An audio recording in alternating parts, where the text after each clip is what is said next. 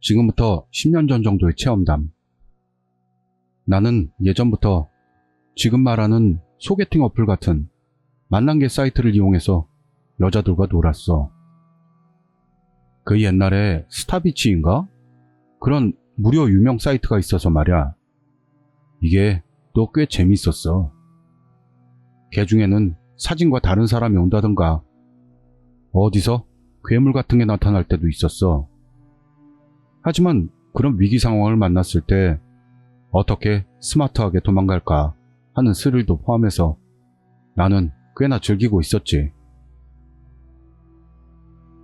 오래 하다 보니 가끔은 좋은 일이 생길 때도 있었어. 그건 괜찮은 여자가 오는 경우도 있었기 때문이야. 그런 여자와 몇 달 혹은 1년 단위로 이어지는 일도 있어서 말이지. 그런 것만 하다 보면 여자를 제대로 사귈 생각을 하지 않게 되는 폐해는 있지만 어쨌든 편하게 놀 수 있다는 편안함이 내 성에 맞았어. 그리고 이야기는 여기부터. 어느 해 직장을 옮기는 걸 계기로 그때까지 살던 곳을 떠났는데 그 당시까지 나에게는 미카라는 잘 맞는 여자가 있었어. 남친이 있었지만 꽤 괜찮은 여자라서 이래저래 1년 이상 사이가 지속됐어. 어느 날 연락이 와서 일하면서 뭔 일을 저질렀다면서 시즈오카였나? 아니면 그쪽 방면으로 도망간다고 했어. 분명 폰 판매원이었을 텐데 대체 판매원이 뭔 일을 저질렀다는 거야? 그런 의문하고 어째서 시즈오카지? 라고 생각했지. 그래서 남친은 미카를 쫓아가고 있다는데 어째서 내 손때가 묻은 바람둥이 여자를 쫓아가는지 참으로 감탄했어. 미카 다음은 나도 한동안 그런 여자가 없었어.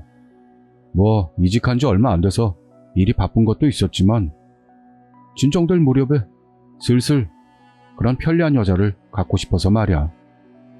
다시 찾았지. 그 사이트에서.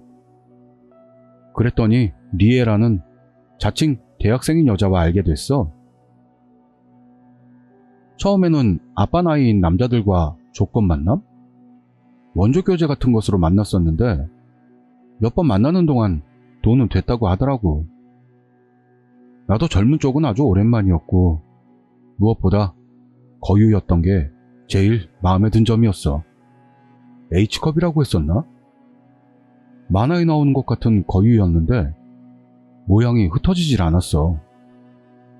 얼굴은 뭐 합격점 정도였지만 몸만은 극상품이었지. 그건 지금 생각해도 그리워지네. 그래서 만나는 횟수가 늘어남에 따라 밥을 먹으러 가거나 술 한잔하러 가는 기회도 늘어났어. 리에는 어쨌든 술이 굉장히 세서 대주가라고 하는 말이 잘 어울리는 여자였지. 처음에는 그럭저럭 마시더니 양도 점점 사용하지 않고 늘어나더라고. 술 양에 비례해서 자기 신상 이야기를 하는 일도 잦아졌어. 자기는 태국인 혼혈로 태국 사람인 엄마에게 한번 버려진 적이 있었다. 그 뒤에 시설에 들어간 적이 있다. 거기서도 지독한 왕따에 직원의 성추행으로 인해 자살을 시도했던 적이 있었다. 지금은 엄마와 둘이 살고 있다. 대학은 일본인 아빠가 원조해주고 있다. 만남 사이트계에서 노는 여자들에게는 흔히 있는 건데 그렇게 이야기 만들어내는 정신 나간 애들 말이야. 리에도 그런 종류인가 생각했는데 일본 사람하고는 좀 동떨어진 얼굴을 보면 꼭 그렇다고 할 수는 없을지도 모르겠다는 그런 부분도 확실히 있었어. 그렇다고 해도 그런 말을 들어서 뭘 해줄 수 있는 것도 아니고 좀 그렇지만 이런 하찮은 이야기는 한 귀로 듣고 한 귀로 흘려보내는 것보다 나을 건 없지. 이런 상대에 대해 깊이 들어가는 건 금물이고 섣불리 동정 같은 건 하면 안 되는 거야. 거리감을 중요하게 지키고 자기 몸은 자기가 지킨다는 게 나의 철칙이야.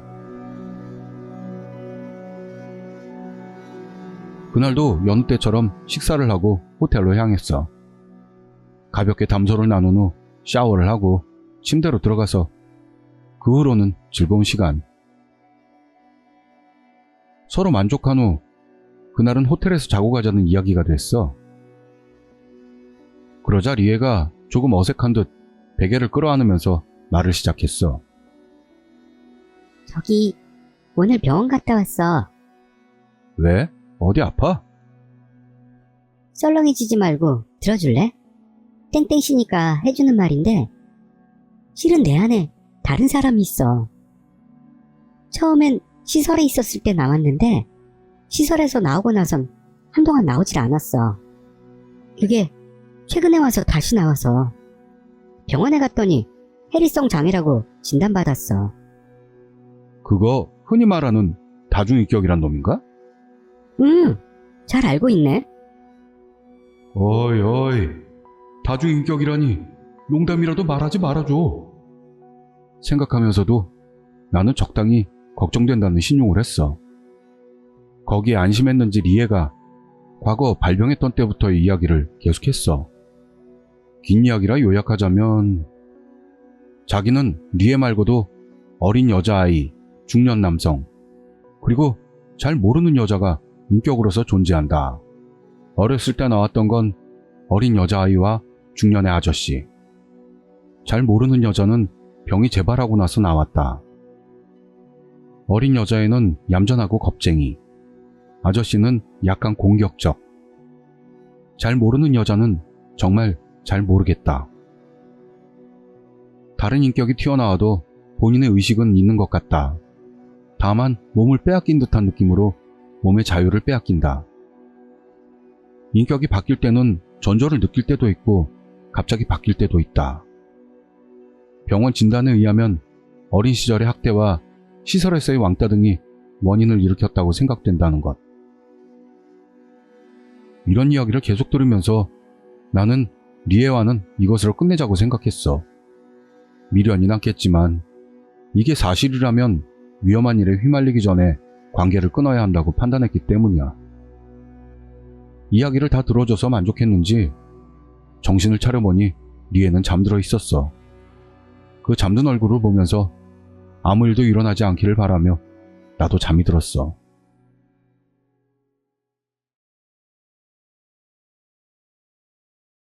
얼마나 잤을까? 문득 잠이 깼는데 옆에서 자고 있을 리에가 없어. 그리고 발밑에서 깜빡거리는 빛을 느껴서 TV가 켜져 있는 것을 어쩐지 알게 됐지. 발밑으로 눈을 향해 보니 TV 앞에 우뚝 서 있는 리에가 있었어. 수건 한 장 걸치지 않은 알몸인 채로 나한테 등을 향한 채 TV를 향해 서 있는 거야. 리에? 하고 말을 걸려고 했지만 미동도 없이 TV 앞에 서 있는 리에에게 위화감이 들었지. 설마 그 나쁜 예감은 적중해. 싫어. 못한단 말이야. 혀 짧은 어리광 같은 소리가 갑자기 들렸어. TV 화면에서 나오고 있는 AV 비디오의 여자 배우가 내는 헐떡이는 소리와는 분명히 다른 목소리. 못해. 못한다고. 리에가 말했던 다른 인격인 어린 여자애일 거야. 이게 나왔다고 난 생각했어. 말도 걸지 못하고 나는 그저 리에의 뒷모습을 쳐다봤지. 죽일 수밖에 없겠군. 이번에는 위협적이고 낮은 남자의 성난 목소리가 방 안에 울려 퍼졌어. 그 낮고 큰 목소리에 몸이 움찔하면서 공포에 반응했어. 죽인다고? 죽일 수밖에 없다고? 이거 드디어 위험해지는 거 아니야? 위협적인 말에 나는 전율했어. 그러니깐 못한다고. 해. 네가 해. 어린 여자애와 아저씨가 한 여자를 통해 격렬하게 말다툼을 하고 있어. 리에는 여전히 TV를 향한 채 꼼짝도 하지 않고 있어. 나는 리에에게 들키지 않도록 침대에서 조용히 내려와 최소한의 나갈 준비를 시작했어. 도망가는 수밖에 없어. 살해당할지도 모른다는 두려움에 다리에 힘이 들어가질 않았어.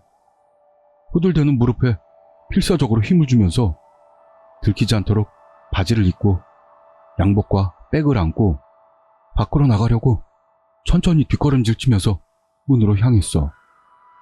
그때 리에의 옆모습이 보였지만 무표정의 허망한 눈은 TV를 향하고 있어. 나에게 시선이 오지는 않았어. 문 앞에 자동 정상기에 만엔을 넣었지. 아는 사람도 많다고 보는데 이 자동 정상기는 거스름돈이 나오는 게 엄청나게 느려. 집회관에서는 한 장 한 장 나오지만 이게 정말로 시간이 걸린다고. 아직이냐? 빨리 좀! 하고 초조하고 있는데 도망가지 마. 어린 여자애도 아저씨도 더구나 리의 목소리도 아니야. 다른 여자의 목소리가 들렸어. 생계가 느껴지지 않는 무기질적인 목소리는 분명히 나를 향한 것이었어. 정상기 앞에서 방 안의 상황은 알 수가 없어. 들여다볼 엄두도 안 나. 다만 기분 탓일까? 너무 신경 쓰는 걸까? 기척이 어쩐지 가까이 오는 느낌이 들었어. 발소리는 나지 않아. 근데 기척이 천천히 다가오고 있어. 다가오는 공포에 겨우 나온 거스름돈은 움켜쥐고 방을 뛰쳐나왔어. 그날은 바로 집으로 돌아가서 한숨 더 자지 못하고 꼴딱 밤을 새웠어. 그로부터 한 달 정도 있다가 리에에게서 오랜만. 괜찮으면 또 만날까? 오랜만에 얼굴 보고 싶네. 라는 연락이 왔는데 나는 무시하기로 결정했어. 그런 생각은 무조건 거절이다. 그래서 그때부터 한 번도 리에와는 연락하지 않았지. 이게 내가 체험한 만남계 이야기 중에 제일 무서운 이야기지만 이것뿐이라면 단순한 사람이 무서운 이야기로 끝날 테지. 하지만 이 이야기는 계속돼. 점잠 빼는 건 아니지만 조금만 더 이 이야기를 계속 들어줬으면 해. 실은 이날 나는 몰래 내 가방에다 몰카를 넣어놨었어. 뜨거운 시간을 몰래 촬영해서 나중에 혼자 즐길까 생각했었거든. 호텔에 들어가서 담소를 나누고 샤워를 하고 먼저 나온 내가 카메라를 켜는 것부터 영상을 시작해. 카메라는 침대 옆 소파 위에 놔둔 내 가방 안에서 돌아가고 있었어. 리에와의 행위를 마치고 나누는 대화, 그리고 잠들 때까지는 아무것도 없는 일반 도촬 영상. 조금 지나자 리에가 잠들기 힘든 것처럼 몸을 비틀어 천천히 몸을 일으켰어. 일어난 리에는 나른한 모습으로 페트병에 물을 다 마신 뒤 소파 앞 테이블에 놓인 TV 리모컨을 손에 들고 TV를 켰어. 채널을 몇 개 돌리다가 AV를 조금 들여다보더니 모습이 이상해지기 시작해. 손에 들고 있던 리모컨을 바닥에 떨어뜨리고 TV 앞으로 걸어가는 거야. 그러더니 응시하듯 화면에 못 박힌 뒤 멍하니 서 있어. 이 뒤로 다른 인격이 나타나는 장면이 나오는데 나는 이걸 보고 정말 무서웠어. 뭐가 그렇게 무서웠냐고? 리에에게 달라붙듯 어린 여자애하고 아저씨가 어디선지 모르게 나오는 거야. 쓱 하고 화면에 나타났다고. 정말 갑자기. 이것만으로도 충분히 무서웠는데 내가 정말로 무서웠던 건 다른 한 명의 여자. 리에가 말했던 잘 모르는 여자 쪽이야. 갑자기 카메라가 검게 변했다고 생각했더니 순간 화면이 깜빡거렸어. 뭐야 이거? 노이즈인가? 생각했는데 그게 뭔가가 확대된 것이라는 걸 알았어. 눈이었어, 눈. 여자의 안구가 확대된 거였던 거야. 잘 모르는 여자가 카메라 렌즈를 들여다보고 있었어. 순간적으로 깜빡거렸던 건 눈을 깜빡인 것 같아. 여자는 아기에 가득 찬 희죽이는 표정을 떠올리면서 카메라를 들여다본 채로 천천히 떨어져 갔어. 그리고 천천히 리에 옆에 늘어섰어. 세 사람이 리에를 둘러싼 것처럼 선 뒤에 리의 입이 움직이기 시작해. 어린 여자애랑 아저씨가 서로 말을 나누는 듯한 목소리는 입의 움직임으로 봐서 역시 리에가 내고 있었어. 그러던 중 내가 침대에서 천천히 내려와서 도망칠 준비를 시작하는 시점이 찍혀 있었는데 잘 모르는 여자는 나를 향해 손가락을 가리키기 시작했어. 기분 나쁜 미소를 떠올리면서 내 움직임에 맞춰 천천히 자기 몸의 방향을 나한테 맞추고 있는 거야. 희죽대면서 말이야. 그 아기는 분명히 나를 향해 있는 게 분명하단 걸 알았어. 하지만 리의 말처럼 뭘 생각하는지 알 수가 없어. 객실에서 나와 집에 도착할 때까지 나는 카메라의 존재를 잊고 있었는데 집에 도착해서 전원을 끌 때까지 촬영은 계속되고 있었어. 객실에서 도망 나올 때 도망가지 마. 라는 말이 들렸는데 거기서 나와서 집에 도착할 때까지 카메라는 가방 안에 있었는데 그 여자 목소리로 죽어, 죽어, 죽어, 죽어, 죽어, 죽어, 죽어, 죽어, 죽어. 라는 말만 계속 들어가 있었어. 물론 이런 건 무서워서 갖고 있을 엄두가 안 나 바로 지워버렸어. 그리고 동시에 리에의 연락처도 지워버렸어. 그 뒤로는 리에와는 한 번도 만나지 않고 있어. 앞으로 만날 일도 전혀 없겠지. 리에와 만났을 때 돌아가던 길에 반드시 어느 주택가에 내려줬었는데 리에가 걸어가던 방향을 구글맵으로 조사해 본 적이 있어. 그 앞쪽으로는 아주 오래전에 폐원된 아동 보호시설이 있었어. 리에의 일로 인해 다시금 생각한 게 있어. 역시 그런 소개팅 어플이나 만난계의 사이트에서 만나는 여자에게 깊이 빠져버리면 안 된다는. 다만 그 3명이 뭐였는지만은 아직도 궁금해.